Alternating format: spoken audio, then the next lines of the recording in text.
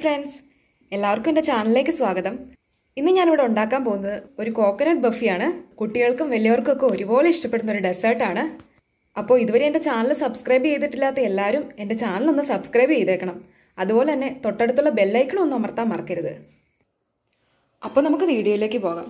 ഞാനിപ്പോൾ ഇവിടെ ഒരു പാൻ അടുപ്പത്ത് വെച്ചിട്ടുണ്ട്. ഇനി നമുക്കിതിലേക്ക് 1/2 ലിറ്റർ പാൽ ഒഴിച്ചു കൊടുക്കാം.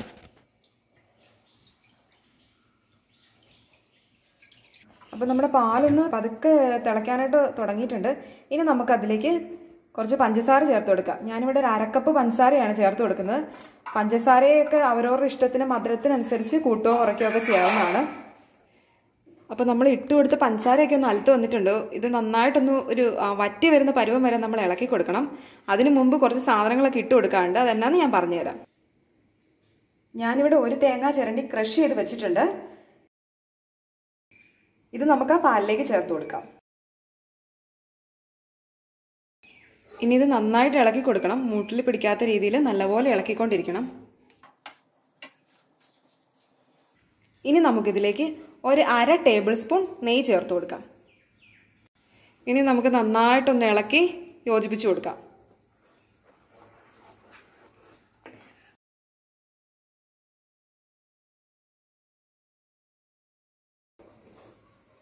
ഇതിനി വറ്റി വരുന്നത് വരെ നന്നായിട്ട് നമ്മൾ ഇളക്കി കൊടുക്കണം.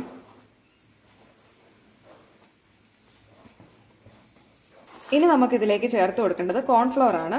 ഞാനിവിടെ എടുത്തിരിക്കുന്നത് 2 ടേബിൾ സ്പൂൺ കോൺഫ്ലവർ ആണ് ഞാൻ എടുത്തിരിക്കുന്നത്. അത് കുറച്ച് വെള്ളത്തിൽ കലക്കി വെച്ചിരിക്കുന്നതാണ്. ഇനി നമുക്കിത് ഇതിലേക്ക് ഇട്ട് കൊടുക്കാം. ഇനി ഇത് നല്ലപോലെ നമുക്ക് ഇളക്കി ചേർത്തെടുക്കണം.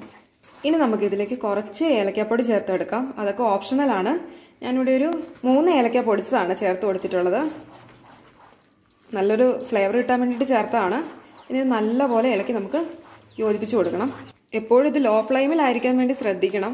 ഇനി ഇതാവുന്ന സമയത്ത് നമുക്കൊരു പാത്രത്തിൽ നെയ്യ് പുരട്ടി വെക്കാം. നമ്മുടെ ബർഫി ഇട്ട് വെക്കാനുള്ള പാത്രമാണ്. നല്ലപോലെ സൈഡിലും താഴ്ഭാഗത്തും ഒക്കെ നല്ലപോലെ നമുക്ക് നെയ്യ് തേച്ചൊന്ന് കൊടുക്കാം. ഇനി നമുക്ക് ഈ പാത്രത്തിലേക്ക് കുറച്ച് ബദാം ക്രഷ് ചെയ്ത് ഇട്ട് കൊടുക്കാം. ബദാമോ അല്ലെങ്കിൽ പിസ്തയോ എന്തെങ്കിലും ഇട്ട് കൊടുത്താൽ മതി. ഞാനിവിടെ കുറച്ച് ബദാമാണ് ക്രഷ് ചെയ്തത് പാത്രത്തിലേക്ക് ഇട്ട് കൊടുക്കുന്നുണ്ട്. ഇതിൽ വെള്ളമൊക്കെ വറ്റി വരുന്നുണ്ട്. കുറച്ചുകൂടെ നന്നായിട്ട് ഡ്രൈ ആവാനുണ്ട്. അപ്പം നമുക്ക് നല്ലപോലെ ഒന്ന് ഇളക്കി കൊടുക്കാം. നേരത്തെ ഇളക്കിയതുപോലെയല്ല, കുറച്ചുകൂടെ പാടാണ് ഇപ്പം ഇളക്കാൻ. കുറച്ച് കട്ടിയായിട്ടുണ്ട്. ബർഫി എടുത്തു വെക്കാനുള്ള പാത്രമാണിത്. ഇതിൽ ഞാൻ കുറച്ച് നെയ്യ് തേച്ചിട്ടുണ്ട്. നെയ്യ് തേച്ച് അതുപോലെ തന്നെ ഇതിൽ കുറച്ച് ബദാം ഞാൻ ക്രഷ് ചെയ്തിട്ടിട്ടുണ്ട്. ബദാമോ അല്ലെങ്കിൽ പിസ്തായോ ഇതുപോലെ ക്രഷ് ചെയ്ത് ഇട്ടാൽ മതി. ഇതൊന്നും ഇല്ലെങ്കിലും കുഴപ്പമില്ല. ഇതും ഓപ്ഷണലാണ്. ഏകദേശം നമ്മുടെ ബർഫി തയ്യാറായിട്ടുണ്ട്. നമ്മുടെ വാട്ടർ കണ്ടന്റ് എല്ലാം പോയിട്ടുണ്ട്. ഇത് അധികം ചൂടാറുന്നതിന് മുന്നേ തന്നെ നമുക്ക് നമ്മുടെ സെർവ് ചെയ്യുന്ന പാത്രത്തിലേക്ക് മാറ്റണം ഇത്. ഇനി നമുക്ക് നമ്മുടെ ബർഫി ഒരു പാത്രത്തിലേക്ക് മാറ്റാം.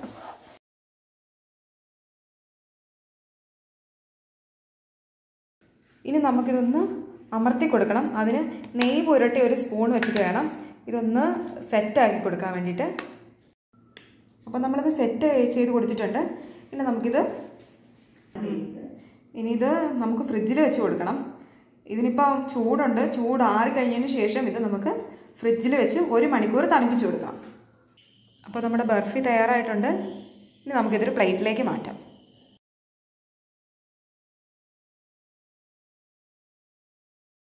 അപ്പോൾ നമ്മുടെ ബർഫി തയ്യാറായിട്ടുണ്ട്. നമുക്കിനി ഇത് കട്ട് ചെയ്തെടുക്കാവേ.